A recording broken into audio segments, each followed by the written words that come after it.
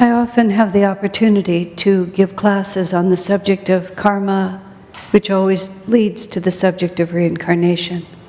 I've been planning programs in other cities, and so it keeps coming up. In my more than 40 years of contemplating, learning, and sharing these teachings, I've had actually only one experience that is the experience of a previous lifetime. I've had many intuitions, which I believe to be true, and I've assembled lots of puzzle pieces that allow me to say, I think this is who I was and where I was, and there's lots of inexplicables.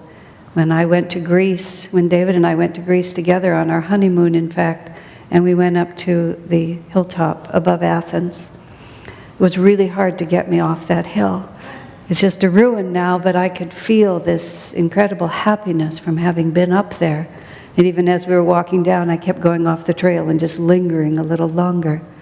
But I had one experience which was a dream, and it helped me to unravel an extremely antagonistic relationship I had with a woman in my life at that time, for which there was no foundation of the magnitude of my response to her. And later on, Swamiji verified this dream. I felt it was true without question anyway, but he verified it. I'm going to give you the basic outlines of it. The nature of the dream was very interesting because it lasted all night. And I woke up several different times, came back to the present, and then when I went to sleep again, the dream carried out. And it worked backwards in that incarnation to a certain extent, because the dream started with the end of that life. And at the end of that life, I was living in a monastery as a nun. I was very happy in the monastery. I was not that old, but I had become a contemplative nun there. And what was going on is that it was apparent that my name, my true name, was extremely well known. And as it often happens when you come into a monastery anyway, you change your name in order to repudiate your ego life prior to that. But my name had also been specifically changed because we, all of us, did not want it to be known who I actually was. I'd been a prominent national person. But somehow or another, it had come out that who I had been. And the circumstances that led me into the convent, which were revealed through the rest of the dream, had been extremely dramatic. And everybody knew them. And there was this sudden sort of, in the little convent area, there was this sudden wave of, I don't know what to say, a ripple of energy because of what they had just found out. And there was a great deal of sympathy because there had been sympathy for my position and so on. But in the dream, this is what I said. Oh, it was all just exactly as it was meant to be, because you see, it brought me here. And I had this tremendous sense of peace in my heart, which was a true expression that everything had rolled along to bring me to this relationship with God, to this deep opportunity to really live this holy life. And none of that would have happened without the circumstances that brought me there. I woke up, I go to sleep again. I begin to see the circumstances that brought me there. This will be no surprise to you. I was a revolutionary. And I had a husband whose identity was never revealed to me in the dream or since. I don't know who that man was. But I had a husband, and he and I were the people's champion. But we were noble, royal perhaps. We were very highly placed in society. But the monarch, which was a woman, the queen, was cruel and much hated. And so my husband and I took up the cause. And we became somewhat effective enough that she wanted to put us to death. She wanted to get rid of us. And we got wind of the fact that our lives were in danger. And whatever era this was, it was horses and carriages. And so we get into the carriage, and we're galloping away in the night, just like a movie. That's where the movies come from, right? So we're galloping away in a movie, but we're apprehended. And once we're apprehended, we're helpless. Because even though we were well placed, we were revolutionaries, we were not on the side of power. So we're dragged away, and I as a woman am not treated the way my husband is treated. But my husband is put to death in a terrible way in front of me. I mean, how awful can something be? And I'm reliving the whole thing. I'm just watching the whole thing happen. I'm going through it. And I'm not a danger. I'm not considered a danger by myself because I'm female, so there's no need to put me to death. Also, the queen hated me. There you have it.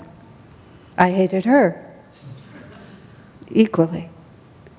And so he's put to death. Once he's dead, I'm of no consequence.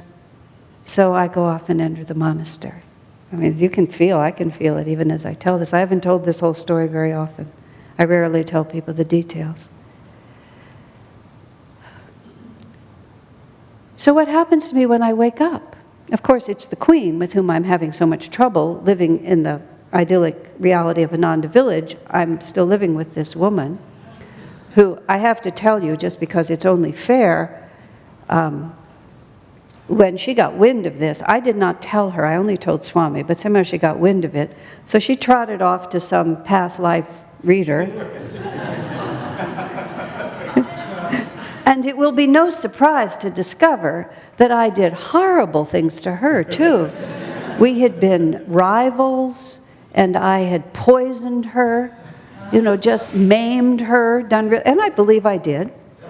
My feelings toward her, even in the idyllic life of Ananda, were that intense. I mean, I wouldn't have poisoned her, but I wouldn't have minded if someone else did. That's putting it too strongly, but you understand what I mean.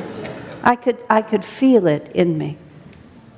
And Swamiji's response was, I believe all of this is true. I mean, he confirmed it all, as it was, in detail, not just in principle, but in detail. He thought these were actually really true memories. I believe that they were. Now, we were using it to dislike each other even more, but he finally had to sit us down because it was just rolling out of hand. My only excuse is I was 26, but it's not much of an excuse. And he said so simply, neither of you would be capable of anything like that now. You've learned. You've had that painful experience and you've learned. So you can't hold each other to these realities anymore. You have to acknowledge in yourself and acknowledge in others. Now, and that was very helpful because we love to use these past life things as a reason. Well, the reason I don't like her is because, and we have this karma between us, like this. Well, we do, but the point is to get over it, friends, not to continue to live in it. Now, that's part of it. The other part that struck me so powerfully, especially the day after I had that dream, and I'm walking around, I'm just walking around as if it happened that night. And I had such a strong awareness of the illusion of time, especially the illusion of time where our own emotions are concerned. Now bear in mind, we're all walking around with things that upset us, that we can still remember. Maybe it's a discussion you had with somebody yesterday, literally yesterday. And you find yourself, or maybe I'm just talking about myself, but you find yourself finishing the argument with the things you couldn't remember at the time, right?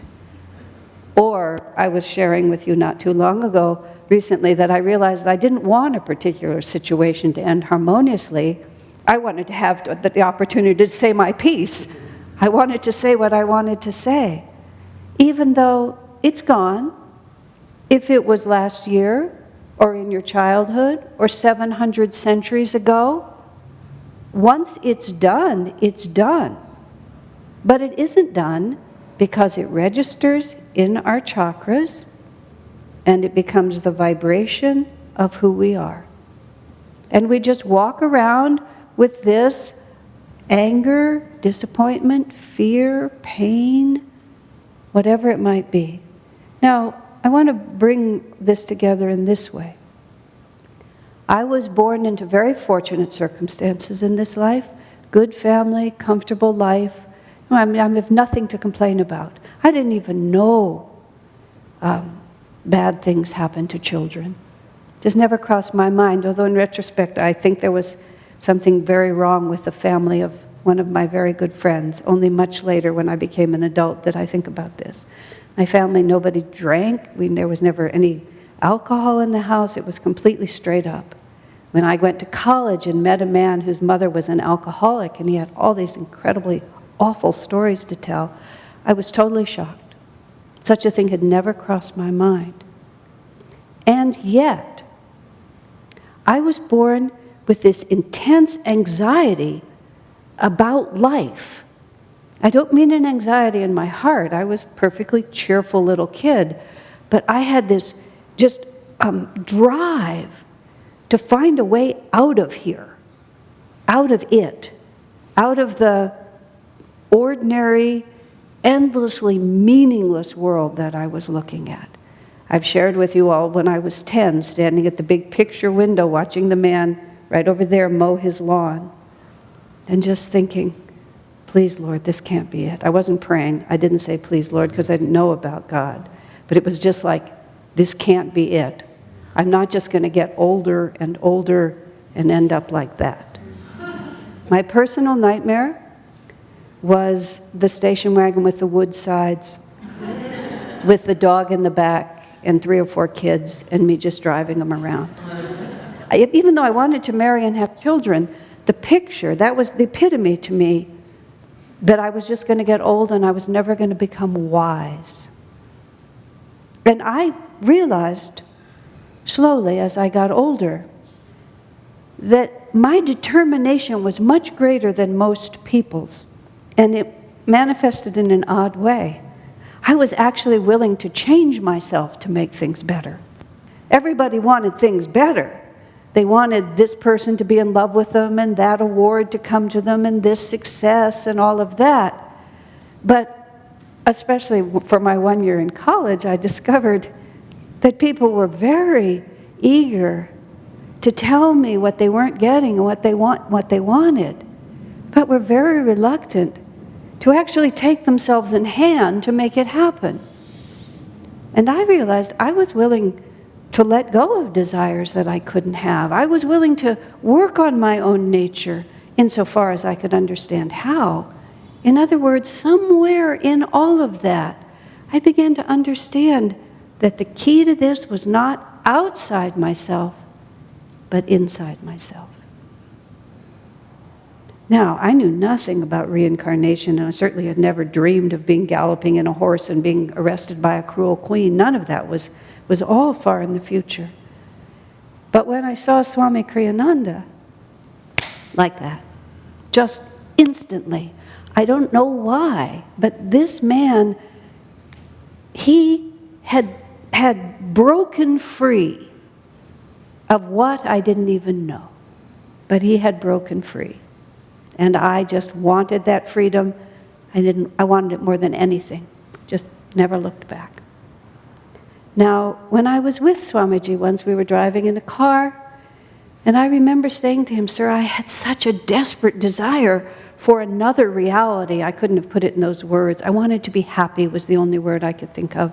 And happy to me was clearly not driving that station wagon, even with all those kids and that dog in it. And it wasn't happy. That was not happy. Happy was something so much more profound. But I said to him, "But Swamiji, I've never even suffered. Nothing bad has ever happened to me. I got everything I wanted. What is this?" And he said so simply, "Past lives." Oh yes, past lives.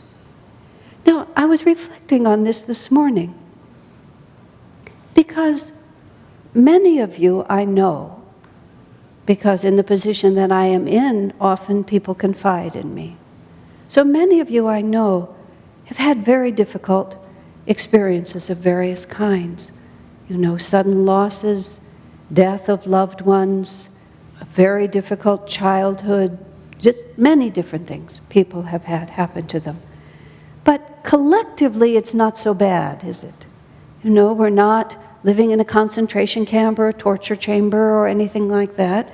We're not utterly displaced from our home. We haven't been subject to genocide. I mean, there are things that happen on this planet that are way bad, and they happen to everybody.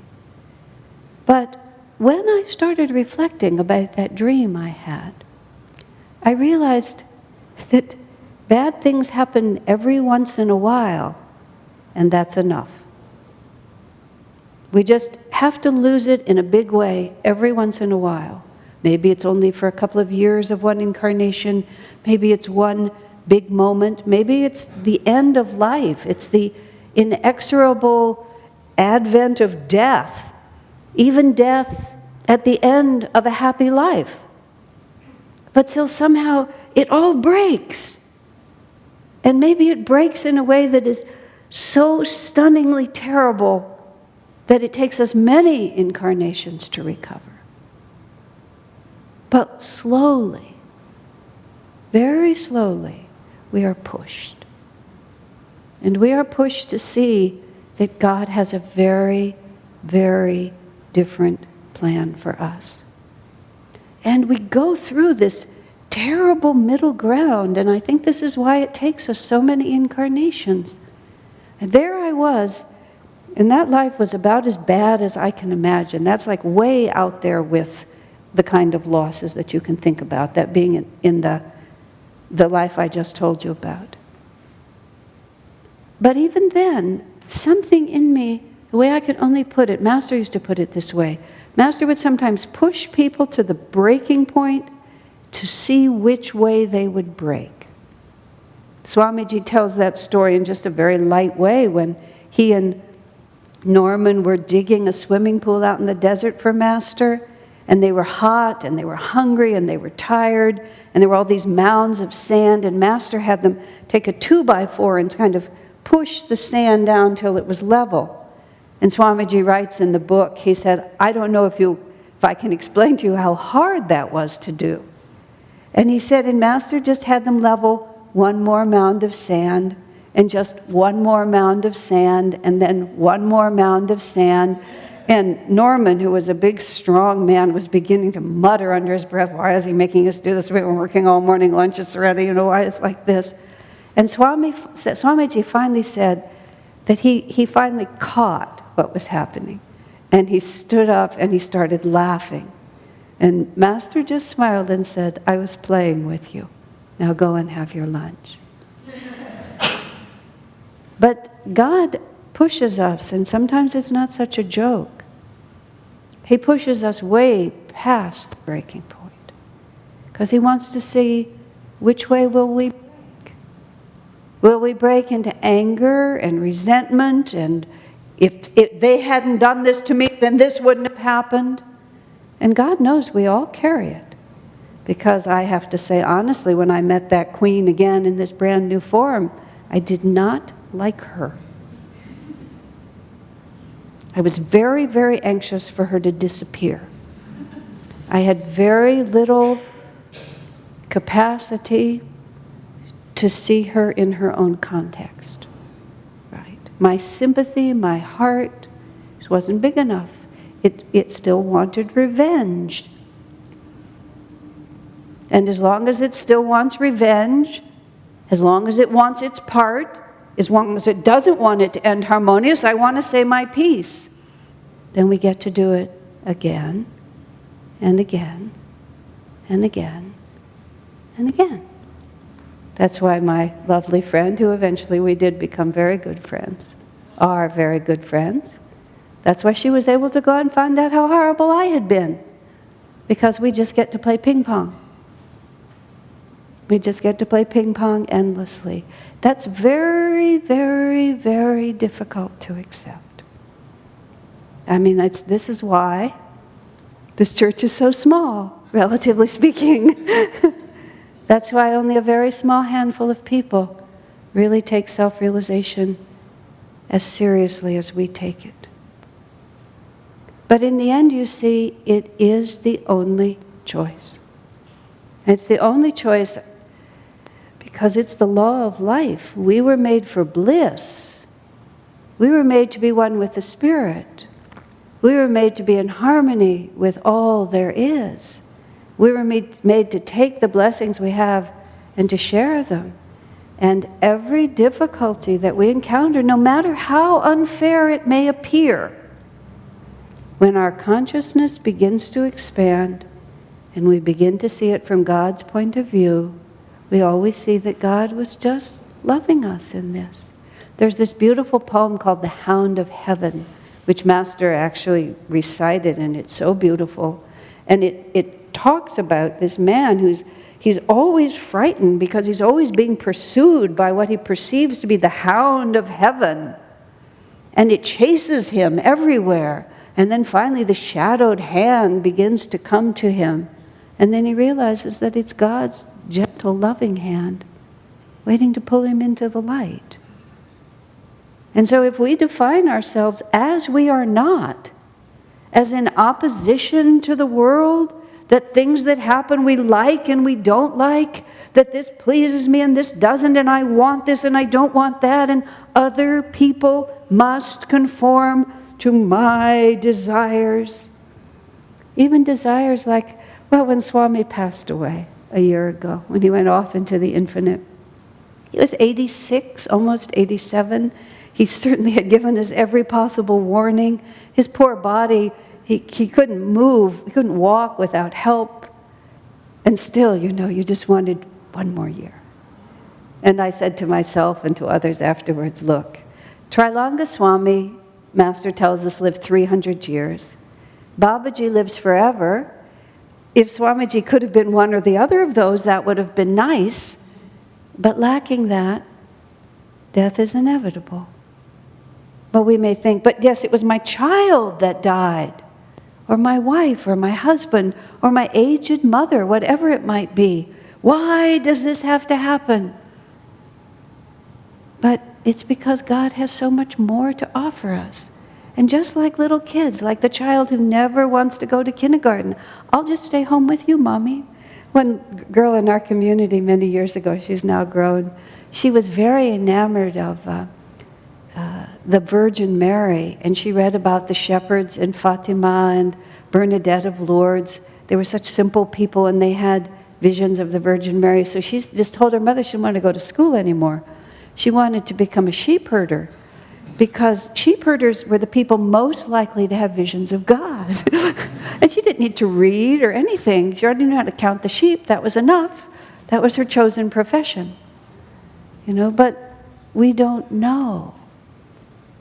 We laugh at how charming that is, that little child has this funny idea, and how many little boys have promised to marry their mother. I'm going to live with you always, Mommy. I'm never leaving. And then they turn into a big hulking teenager who won't come home even for dinner. They just forget. And we think it's so, adorable. But we say to God, but this is what I want. I don't really need freedom. I don't really need bliss. I just want a station wagon with wooden sides and a few kids in the back and a dog. That's all I want. And Divine Mother looks at us just as we look at the 6-year-old. I know, honey, that's what you want now. That's because you don't understand. And so we're allowed to just move out and experiment. And it breaks our hearts. And God does that. It sounds awful, but He does it on purpose, because He wants to see which way will we break. Will we become softer, more expansive, kinder, and more compassionate to everyone around us? Or will we harden up and the next time try even harder to get what we want and hold it in place? So God has to pound a little bit more and it breaks again. But we need to break like the saints break. The way we saw Swamiji at the end of his life. Just so soft, so blissful, so kind. Not only for what a world it will make, but because there is no other choice for us. Sooner or later, I was remembering a satsang Swami gave, and he said it just like this. He said, sooner or later you're going to get it right. Why waste a few million lifetimes? He said like that. And you actually ask yourself, why? Is it really worth it to hold this anger, to hold this resentment, to hold this sorrow, to hold this sense of, oh, they didn't treat me right, and I'm justified in feeling like this because you see, and you are. And the reward for insisting on that is you get to keep it. And you get to suffer. And you get to fight the world. And you get to be right. Great satisfaction, you get to be right. But you get to be all by yourself being right. When really what God is calling us to is His infinity of bliss. And I know that that lifetime was given to me just for the first part of it, and that's why God gave it to me in that order. But you see, it's all right, because it brought me here. Here, meaning to an understanding that Divine Mother is always with me, and everything follows as it's meant to follow for our ultimate bliss. God bless you.